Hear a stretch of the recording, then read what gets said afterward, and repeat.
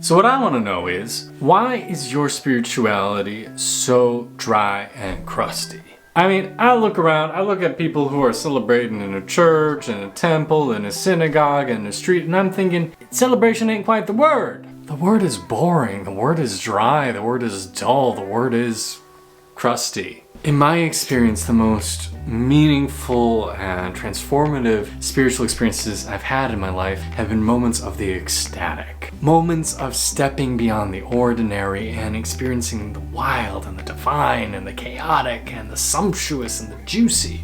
But you go sit with many organized religions and it's a fucking dirge. Dirge meaning a funeral procession march. It's boring as all hell. How is that supposed to awaken divine states within you? How is that supposed to help you to create a deep sense of cosmic realization? It ain't. The truth is, too many spiritual traditions have become watered down, phlegmatic, flaccid, and dull. They've stripped themselves of all the juicy, rich, succulent bits that kicked them off in the first place. I mean, let's look at Jesus. Jesus was a radical. Jesus was somebody who gave these vibrant teachings that gave transportive experiences beyond the norm. He brought people back from the dead. He broke down the laws of physics and reality and took one item and made it into multiple. He gave people experiences of their cosmic, radiant, divine selves. He brought people into an experience of the divine, realizing that the divine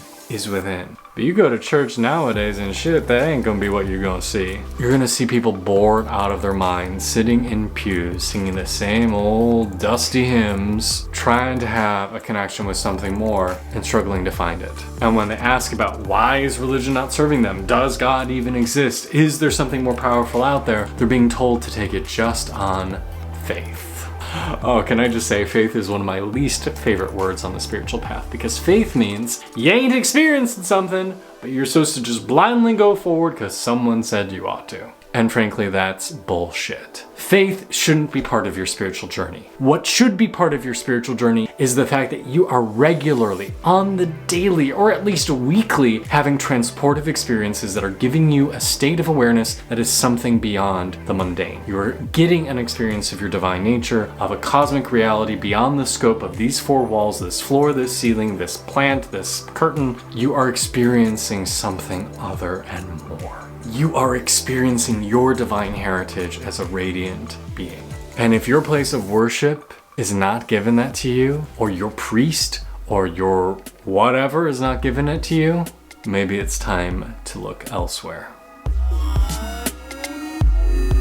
Now, if we haven't met before, I'm Kay. I'm an ecstatic life coach, and please take a moment to hit the subscribe button down below, along with the bell next to it to be notified of future videos. I grew up in one of those faith traditions. I grew up Methodist and honestly had zero problems with the religion, the spiritual teachings themselves. I thought the messages I heard, I thought the community I was a part of were very nice, but they weren't giving me an experience of the ecstatic divine. When I asked leaders in the church, how can I have a deeper understanding of God? How can I feel that presence more strongly?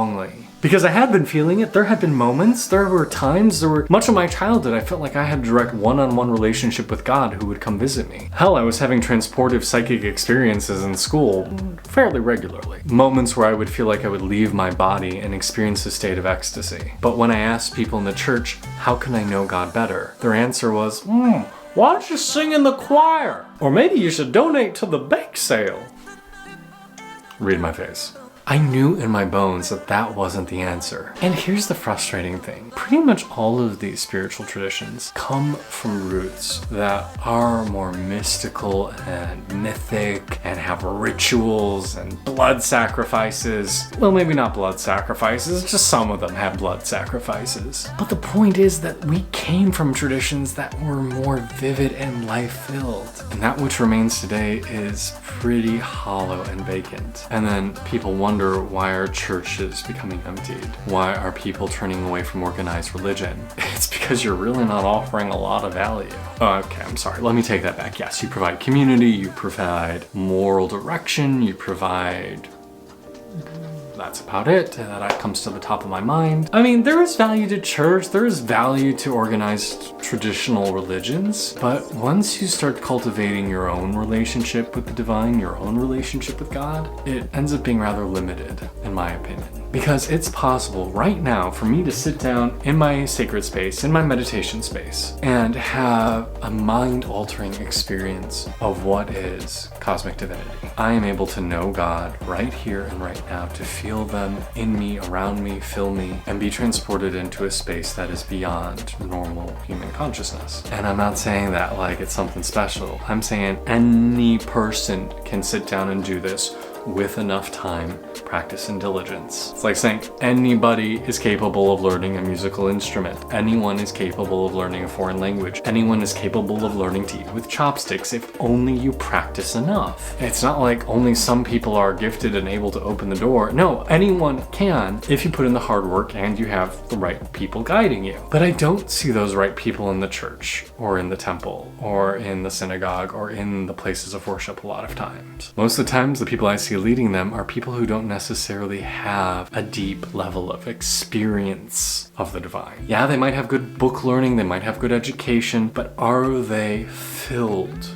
with divinity? Are they channeling the god or the goddess? Are they holders of divine wisdom that doesn't just come from scripture, but comes from a higher place? And again, not that anything's wrong with scripture. Scripture is very important. Sacred texts are very important. They give us divine insights, but they are only one path out of many to lead to the divine. And it's a little bit like saying, oh, I'm going to subsist for the rest of my life on wheat germ because yes, it is kind of healthy and a thing to eat, but I'm going to exclude all other foods because it's not the Bible, or it's not the Vedas, or it's not the Torah, or it's not whatever. The direct experience of God and consciousness in the universe, or whatever you want to call her, is the most important part of any spiritual path. And it's something that's open to every single one of us if you just put in the work. If you sit down, get quiet, shut your mind off, you will experience it. Yeah, okay, you might not experience it today, but if you do it every day for weeks and years, you will experience it at some point. And doesn't that sound a lot better than faith? You know, you look back at so many spiritual traditions, and back in the day, they were more full. They were more accepting of these otherworldly experiences. But then, take Christianity, for example. Council of Trent, several hundred years ago, all the mysticism got stripped out. All of the nuance and the beautiful, contradictory, and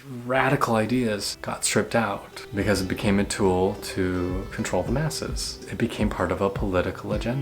The radical, the divine, the ecstatic doesn't serve a political agenda well. To dance wild and naked with offerings in the forest doesn't serve a political agenda well. You know what does? Doctrine, laws, guidelines you're expected to follow at all times. Rigid, dry, non-interpretive religion that you don't get a view. Your opinions don't matter. Your views, your experience doesn't matter. You have to take my word for it and take that interpretation. I went to a friend's Catholic wedding recently. It went on for quite some time, and I didn't feel a single spiritual experience hardly while I was there. Like, I mean, isn't that sad? Dozens of people gathered in a sacred space, right? The space holds energy, the space is nice, but the actual mass itself, the actual service, no spiritual juice, nothing. Didn't feel a single thing. Led by a person whose job it is to give people an experience of the divine. And I'm not saying there was anything wrong with that priest. I actually think he did a fairly good job given what his role is. But organized religion, as it is today, is not giving people a transportive experience. It is not waking them up.